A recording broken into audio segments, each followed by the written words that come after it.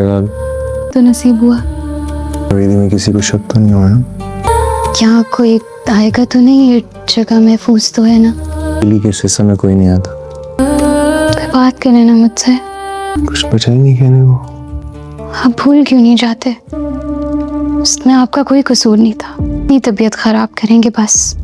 इस पूरे इलाके को संभालना है। सब्र में बहुत चालाक है, लेकिन गली की हड्डी बन गया है वो। तुम बताओ, तुम्हारे पास कोई हल है? जान क्यों नहीं छुड़वा लेते उनसे?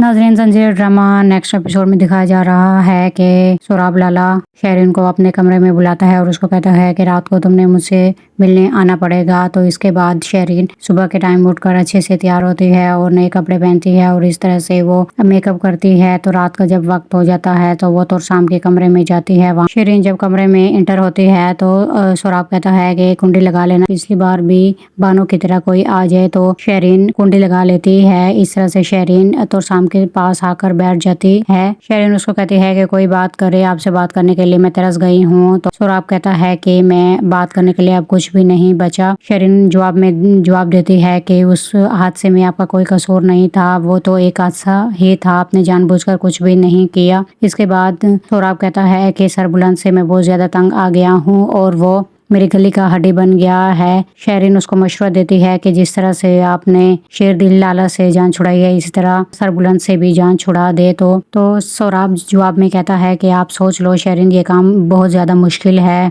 कि आपसे ये काम हो जाएगा। तो शेरिन कहती है कि आप ये काम मेरे ऊपर छोड़ दो, किस तरह से करना है वो मेरा काम है। इसके बाद सोराब बहुत ज्यादा खुश हो जाता है और कहता है कि शेरिन तुम ही मेरी रानी बनोगी, और कहता है कि अब रात बहुत ज्यादा हो गई है, तुम्हें अपने कमरे में चले जाना चाहिए। तो इस तरह से शेरिन सोराब से मिलकर अब वापस अपने कमरे में चली जाती है।